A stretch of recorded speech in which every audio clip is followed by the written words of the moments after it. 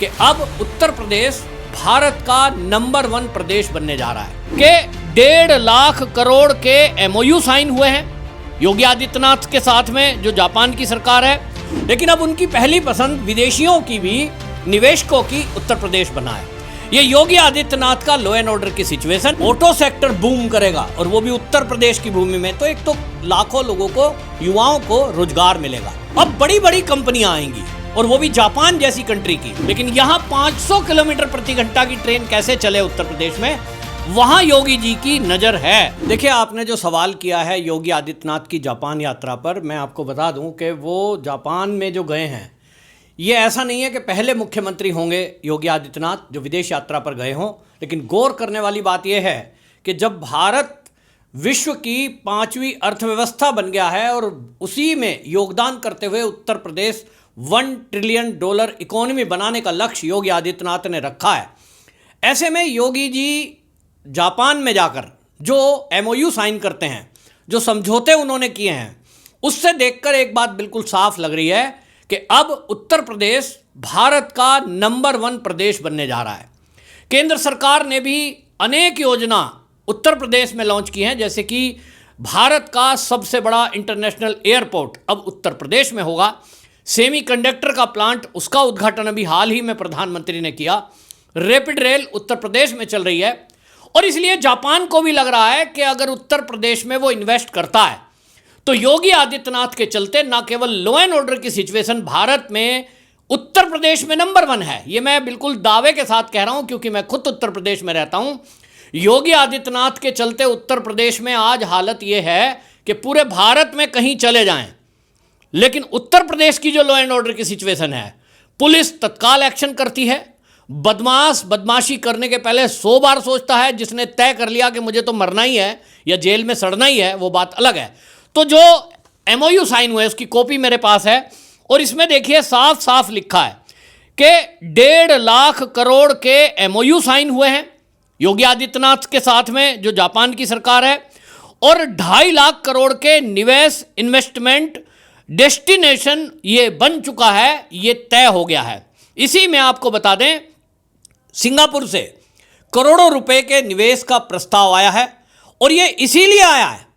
कि उत्तर प्रदेश, जो बीमारू राज्य कभी कहा जाता था, आज की डेट में वो उत्तर प्रदेश उत्तम प्रदेश बन गया है। बीमारू राज्य जिसको कहते थे, आज हालात ये है, मैंने पहले भी आपको बताया कि मेरे कुछ लोग मित्र हैं जो विदेशों में रहते हैं,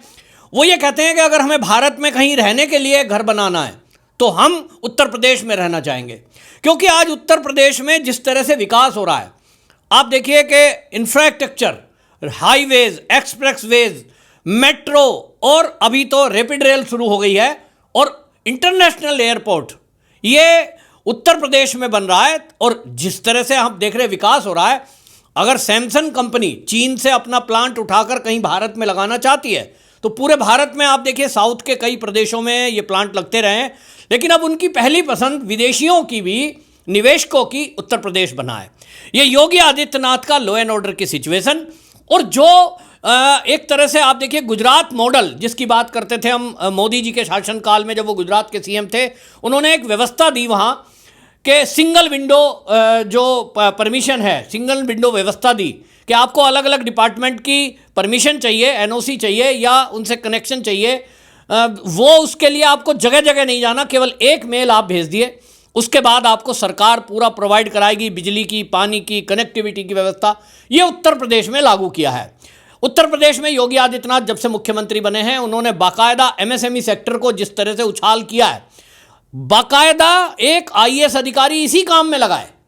कि आपको जो लघु उद्योग भारत उत्तर प्रदेश में लगाना चाहते हैं, नवयुवक हैं, उनको आगे कैसे बढ़ाया जाए, उसको बैंक से लोन कैसे दिलाया जाए, उनको अगर कोई हमसे सरकार से मदद चाहिए, बिजली का कनेक्शन, पानी का कनेक्शन, उनको कनेक्टिविटी चाहिए रोड की, तो वो हम कैसे देंगे। तो ये उत्तर प्रदेश के योगी आदित्यनाथ के चलते आज बीमारू प्रदेश से उत्तर प्रदेश एक विकसित प्रदेश में बन गया है और आगे आने वाले समय में, जैसा मैंने कहा, उत्तर प्रदेश भारत का नंबर 1 प्रदेश बनेगा। इसी में आपको बता दें, जापान में जो ये समझौते किए हैं योगी आदित्यनाथ ने, जापान सिटी उत्तर प्रदेश में बसाने की बात हुई है, ग्रीन हाइड्रोजन सेंटर और ऑटो क्लस्टर इसलिए क्योंकि हम देखते हैं कि दुनिया में यदि ऑटो सेक्टर में सबसे ज़्यादा अगर प्रसिद्ध कोई है तो वो जापान है टेक्नोलॉजी के नाम पर। तो अब भारत में उत्तर प्रदेश में ये कारें बने, टेक्नोलॉजी ट्रांसफ़र हो, ये योगी आदित्यनाथ के इस जो यात्रा है इसके तहत जो समझौते हुए हैं इसमें ये किया गया है। और अब आप देखेंगे कि जब ये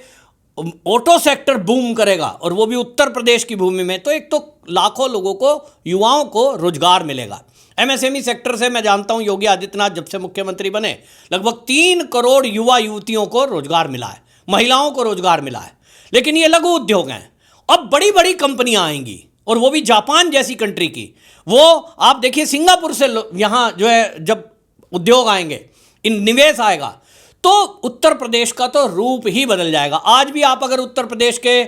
ग्रेटर नोएडा में जाकर देखेंगे आपको ऐसा महसूस होगा, बड़ी बड़ी बिल्डिंगें देखकर, चौड़ी चौड़ी सड़कें देखकर, कि भाई आप कहीं भारत में नहीं, भारत से विदेश में कहीं आ गए हैं। तो ये आगे और बढ़ेगा। और इसी में आपको देखा कि योगी आदित्यनाथ की एक वीडियो बड़ी वायरल हुई थी, जो वो 500 किलोमीटर प्रति घंटा चलने वाली जो जापान की ट्रेन है, मैगवेल ट्रेन, उसमें योगी जी यात्रा कर रहे हैं। और उसमें यूं तो यात्रा करने के लिए मोदी जी अगर विदेश गए तो भी जाते हैं, बहुत लोग घूमने जाते हैं, लेकिन योगी आदित्यनाथ ने जो रुचि दिखाई है, उसके प्लांट में गए, वो कैसे ट्रेन बनती है, कैसे फिर वो चलेगी, उसका पूरा टेक्नोलॉजी, इसका मतलब वो रुचि दिखा रहे हैं कि भारत के अंदर भी कुछ इस तरह की ट्रेन, हाई स्पीड ट्रेन चले। हालांकि उत्तर प्रदेश में अभी जो बजट हुआ है उसमें उत्तर प्रदेश को भी बुलेट ट्रेन की सौगात मिली है, लेकिन योगी आदित्यनाथ का विज़न क्या है? वो जो बुलेट ट्रेन है वो लगभग 300 किलोमीटर प्रति घंटा की रफ्तार से चलने वाली है, लेकिन यहाँ 500 किलोमीटर प्रति घंटा की ट्रेन कैसे चले उत्तर प्रदेश में, वहाँ योगी जी की नज़र है। तो ये जो है रोबोटिक प्लांट और ये मैगवेल ट्रेन का प्लांट, इसको देखने के लिए जो गए हैं, कंपनियों से सीधा संवाद किया है, यानी कोई बिचौलिया बीच में नहीं है, सीधा सरकार से सरकार का समझौता, सरकार से कंपनियों का समझौता। और योगी आदित्यनाथ में इस मामले में जो रुचि दिखाई है, उससे एक बात उनके मुंह पे भी ताला लग जाता है। जो विपक्षी नेता हमेशा ये कहते थे, खासतौर पे अखिलेश यादव की मैं बात करूं, वो योगी आदित्यनाथ का मजाक बनाते थे कि उन पे तो लैपटॉप चलाना नहीं आता, वो तो एक मठाधीश हैं, उन पे तो पॉलिटिक्स कैसे होगी। वो सोच रहे थे कि तुम ही जो है सोने की चम्मच में शहद लेकर, और जो जन्म तुम्हारा हुआ है तो तुम्हारा ही जन्म सिद्ध अधिकार है। आज उत्तर प्रदेश में योगी आदित्यनाथ जिस तरह से शासन चला रहे हैं, अच्छे अच्छे लोग ये कहते हैं भाई मुख्यमंत्री हो तो योगी जैसा। पूरे देश के अंदर सबसे ज़्यादा अगर डिमांड कहीं है, मैं तो साउथ के प्रदेशों की बात कर रहा हूँ। चुनाव अभी आप सोचिए साउथ में होने वाले हैं, वहाँ लोग कहते हैं हमें भी योगी जैसा काश मुख्यमंत्री मिल जाए। क्योंकि एक तो भ्रष्टाचार पर जीरो टॉलरेंस,